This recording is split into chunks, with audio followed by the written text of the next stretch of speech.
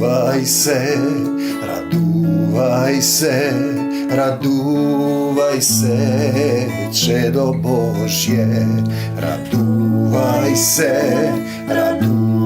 се, во Исуса укрепи се. Љубов моја, сила моја, душа твоја во мене. Љубов моја, сила моја, душа твоја во мене. Радувај се, радуви ме, љубов моја во тебе. Радувај се, научи се да простуваш и љубиш се.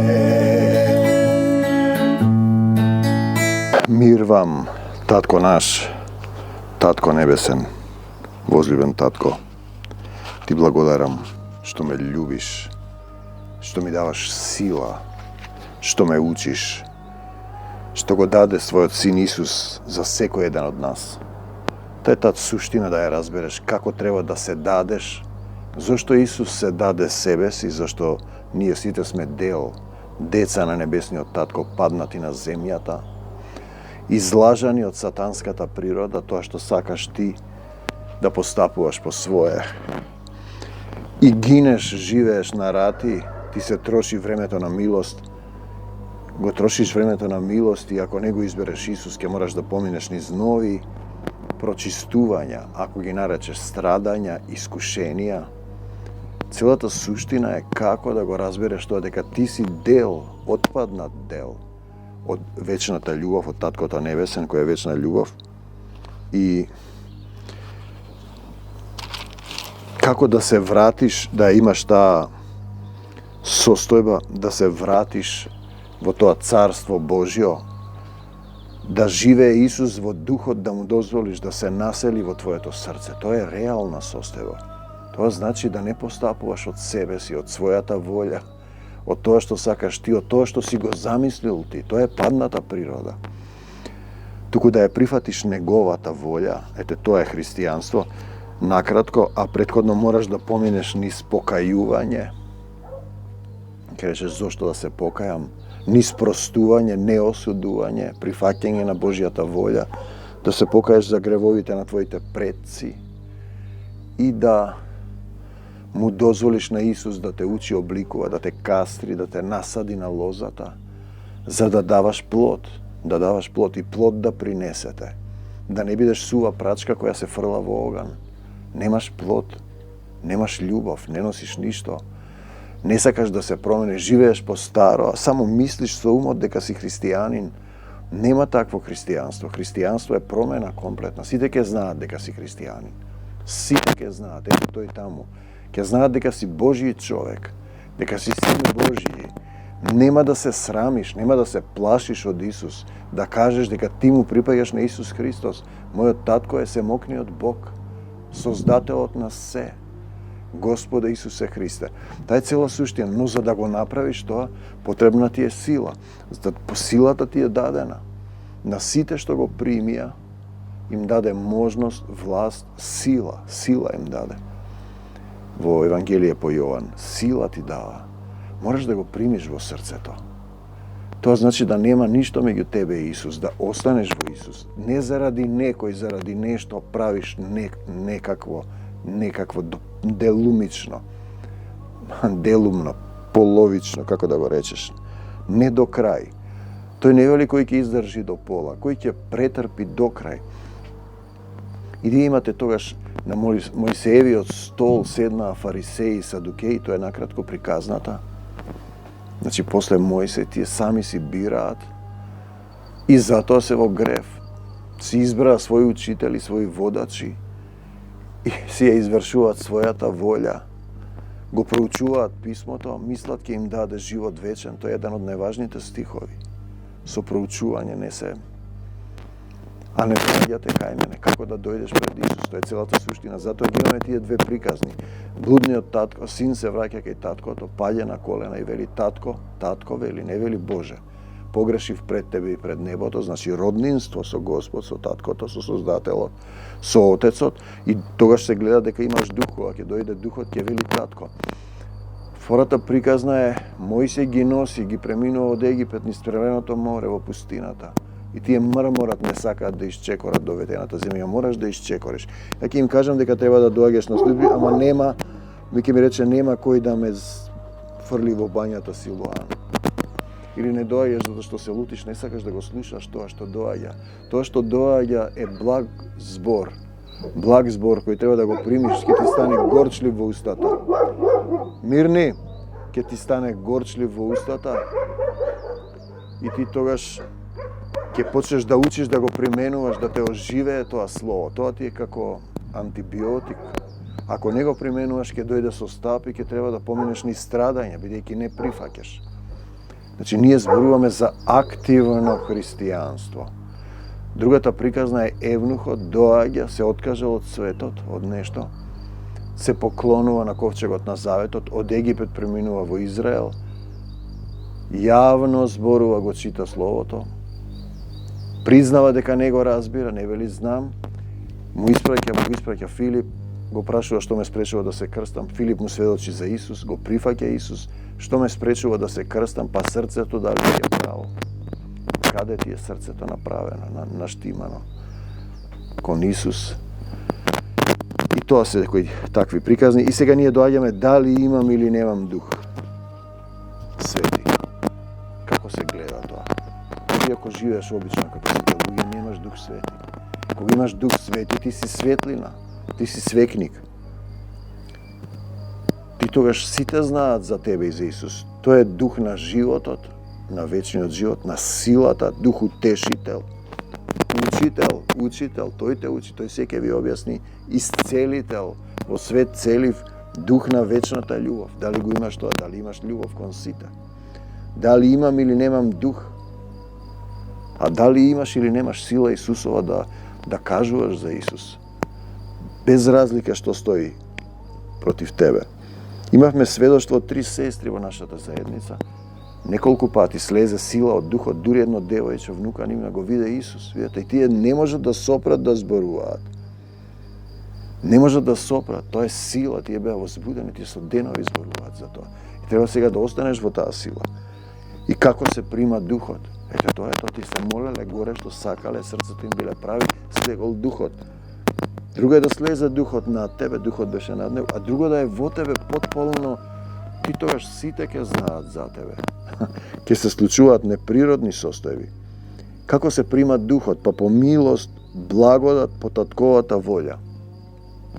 Тој кажува, значи евнухот од Египет дојде во Израел. Тој сакаше да дојде. Се поклони, се подари себе си, својата душа, не само физички. Пазете, го читаше на глас, бара одговори. Признава дека не знае, Стариот Завет. Духот му го донесе Филип. Ангел го донесе. Филип му вели, дали го разбираш тоа што го читаш на глас, Стариот Завет? А тој вели, како да разберам ако нема кој да ми објасни? Затоа некој треба да ти објасни. Не може телесни луѓе да ти објаснуваат, затоа се грешни. Треба некој да ти проповеда, да те поучи во духот. И тие гледаат вода, тој му зборува за Исус, тој го прифаќа и вели, што ме спречува да се крстам? Одговорот е, ако срцето ти е право. Можеш ако срцето ти е право. Ете, тука е, дали ти е срцето право? Зашто тој знае, тој не гледа на лице, туку на срце. Тој знае што има во секое срце. И сега, водата не крштева, те капе однадвор. Духот е тој што ти прави водна бања во Словото, те исчистува, те осветува. Кога Духот ќе те облее, не можеш да сопреш, да се радуваш, да велиш Господе Исусе Христе. Кога ќе дојде Духот, никој не може да го нарече Исуса Господ, освен преку Свети Дух. Ти тогаш велиш Господе Исусе Христе. Ти тогаш сакаш да сведочиш, да го славиш Исус, не можеш да сопреш, да се радуваш. Ти сакаш да работиш за Царството Божјо. Значи, Духот е над него, тоа е едно. почетната позиција. На собранијата слегува дух и не облева сите. И ние кога имаме проповед што е слезена во дух, овие текстови што ги пишувам, што слегуваат, може да зборува и директно од мене, но ги пишува, за да знаете дека не зборува тихо, духот зборува. Дали му го предаде срцето на Господ Исус Христос е важно прашање. Ова е реално. Дали срцето ти е право кон Исус? Или вртиш лево десно? Каде што е Духот Исусов, таму има слобода. Ти си слободен, не мораш да постапуваш како светот. Слободен си од што? Дали ти е право? Па од стари телесни мисли, од чувства, знаења, болести, навики, од сето паднато сатанско. Во Духот си слобода, имаш сила на сите што го примија во срцето право. Пазите, им даде сила. Сила треба да ти даде. Царството Божие, силните го грабаат, насила се освојува. Апостолите чекаа собрани на едно место, каде тоа пред Исус во еден дух, пред неговите нозе во молитва 50 дена да примат дух. Откога Исус им се покажа воскреснат, пред тоа кога го распна Исус се разбегаа. Видете, тој момент е важен, но кога човек ќе се сврти кон Господ со срцето, превезот се отстранува, 2 Коринтијаните 2:16, ти имаш превез, слеп си, не гледаш, не разбираш, треба да паднеш од конјот, се уште јаваш на патот за Дамаск, да ти се објави Исус, да се преобратиш, да се свртиш кон Него, да се свртиш со срцето. Кога ќе се преобратат кон Исус, превезот им се симнува 16-тиот стих. Значи, врз тебе треба да слезе силата на љубовта, да слезе да те осветли. А Господ, цитат, Отецот е Духот, каде што е Духот на Таткото, Господов, таму има слобода, 17-тиот стих, од стариот човек, од гревовниот човек. Друг препев вели, Господ е во единство со Духот, и каде што е присутен Господовиот светиот Дух, тој донесува слобода 17, тој те осветува, ти дава сила, го прославува Исус во тебе и во светот, само Него ќе го славиш во плодотворна вера, ќе викаш цело време Господе Исусе Христе од сабајле до вечер, ќе викаш Татко мој небесен, се враќам пак кај тебе. И ќе се прославува Исус во делата на љубовта. И имаме друг стих, мирис на спознание на самиот Него. Тој духовен мирис, благопријатен мирис, не тргуваме со Исусовото име како некој. Мојот дом го нарековте дом за молитва или дом разбойничка пештера. Духот е како ветар, не го гледаш. Пазете, се уште немаш дух. Сеќаваш, мирисаш љубов, сила на љубовта. Ако живееш свој живот со сопствени идеи, грижи, мисли, ставови, навики, надежи, се уште немаш дух, се уште си стариот човек. Духовен човек живее и умира за Исус. Живее и умира стариот, се раѓа новиот, и физички и духовно врз нашите лица нема превес. Ако Духот Исус и Отецот се во моето, во нашето, во твоето срце, ние сме тогаш лик, одраз на славата Исусова, се гледа кој е главата на мажот. Му дозволувам да ме води за да го прославам. Друг препев вели, со откриено лице како во огледало, не се кријам и срамам од славата Исусова. Се преобразувам од лик на земниот во лик и образ на небесниот. Се преобразувам од слава во слава, Него го прославувам во себе, значи 2 пати славам. Друг препев, со Господовиот Дух доживуваме преобразба и стануваме се послични на нашиот славен Татко. Ете тоа е тоа, 2 Коринтијаните 3:16-18. Имаме едно семејство кој има големо чудо направено во нејзиниот живот. Браќам парсе, но има некои околности, например, и не излегува да го кажат тоа. Големо чудо направи. И сега, заради еден член на семејство, јас им велам вака, ако вие не го сведочите тој, не го направите, вие останувате во греот. Знаеш да правиш добро, знаеш што треба да не правиш, заради тој член. Тогаш и вие сте во грев, На вашите деца им пренесувате грев и тие ќе бидат во пустината, ќе оживеат тој грев и вашиот роднина исто така, сите ќе пропаднете. Нема да може да издржите. Другата приказна е вие да сведочите, вашиот роднина да ви се налути, гревот, вие сте му кажале тогаш, гревот преминува на него. Вие со децата излегувате, примате сила и има шанси да го вратите, инаку вака сите ќе отидете. Пазете, те сакам Господе, во ти упорно тврдоглави, им велам за да примиш сила, мораш да сведочиш, да примиш служба ако сакаш. Ти сакаш да го прерипаш тој момент јавно зборување на евнухот. И да признаеш дека не знаеш, ти мислиш дека знаеш. Во 13 стих Мојсе ставаше превес преку лицето, да не се уплашат кога му светеше лицето, да не го видат крајот на минливото. Тие имаат превес кој само Христос го симнува. Ако му го дадеш срцето, 14 стих, Духот го симнува. Кога човек ја поверува во Христа, се симнува превесот. Ама не само во умот да поверуваш.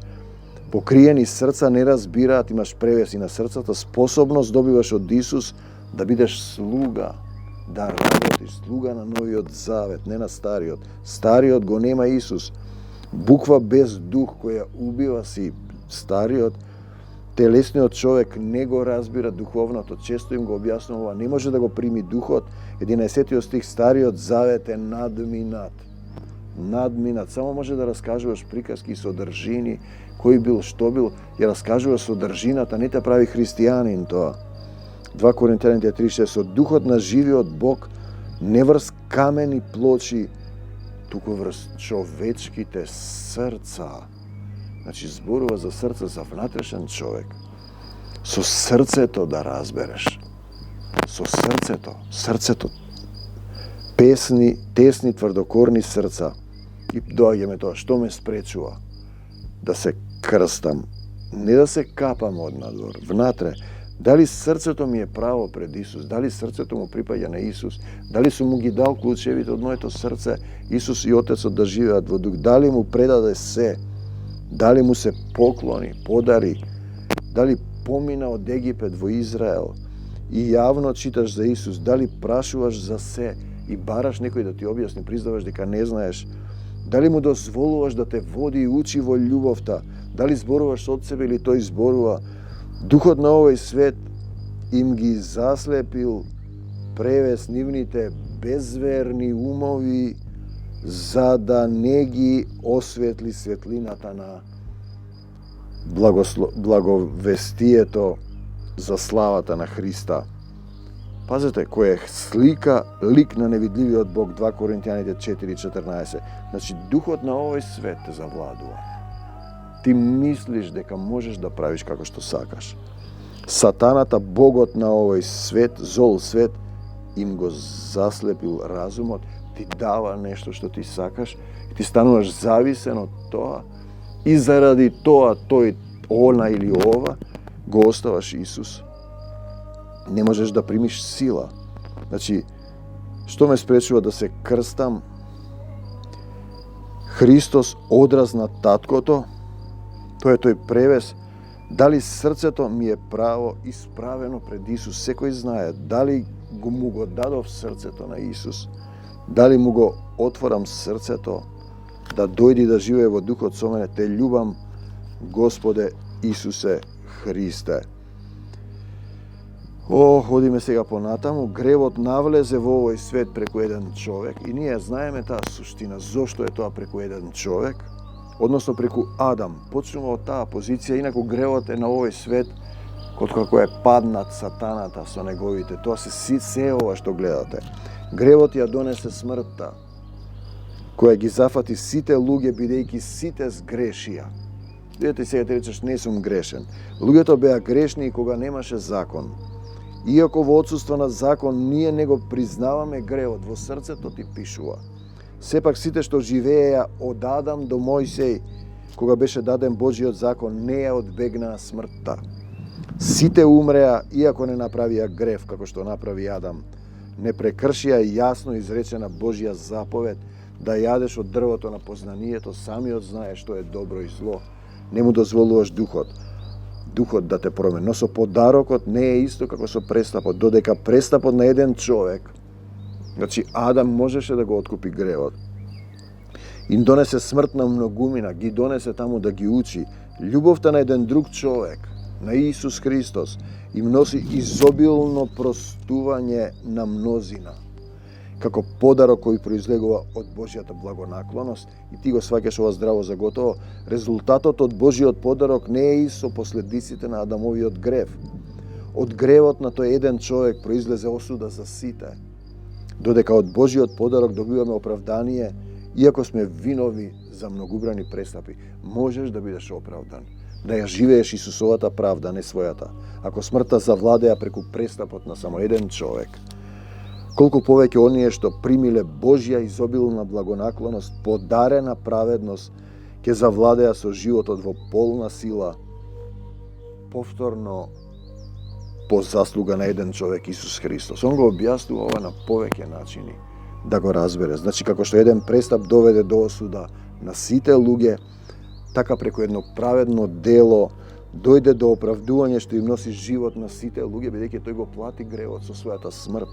Како што преку непослушност на еден човек многумина станаа грешници, така преку послушност на римјаните, значи 5 крајното таму, на еден човек многумина ќе станат праведници во негова правда. Божјиот закон беше даден за да видат луѓето колку нараснал гревот, колку се тие сродени во гревот. Но иако гревот многу нарасна, Божјата милостива благонаклоност, те сакам Господи Исусе Христе, која ни е подари праведност преку нашиот Господ Исус Христос, и ние ќе добиеме вечен живот. Ова можете да го читате. Дали разбирате што ви кажува тој? Исус плаќа за вас. Ти треба сега да се вратиш. Ти си откупен, ти имаш долг на грев. Ти сега си оправдан во Исус, ти му припаѓаш на Исус, ја зменуваш собственоста. Од себе собствен стануваш собствено, се враќаш во твојата изворна природа, дете на семокниот татко, во чие што срце живеат Отецот и Исус во дух, и те вода, духот те осветлува.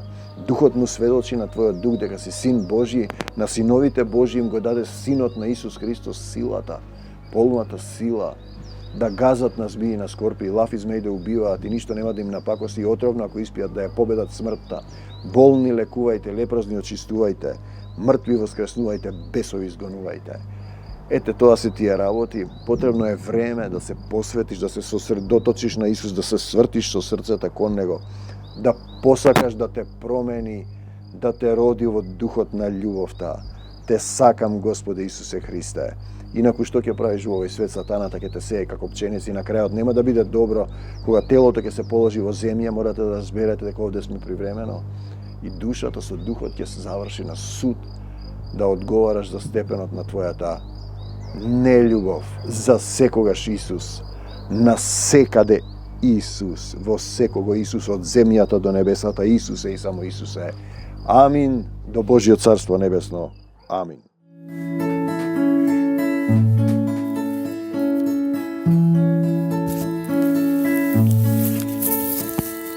Радувај се, радувај се, радувај се, чедо Божје. Радувај се, во Исуса укрепи се.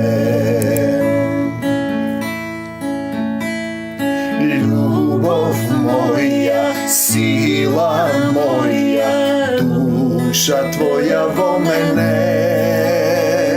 Љубов моја, сила моја, душа твоја во мене. Радувај се, радуви ме, љубов моја во тебе. Радувај се, научи се да простуваш и љубиш се.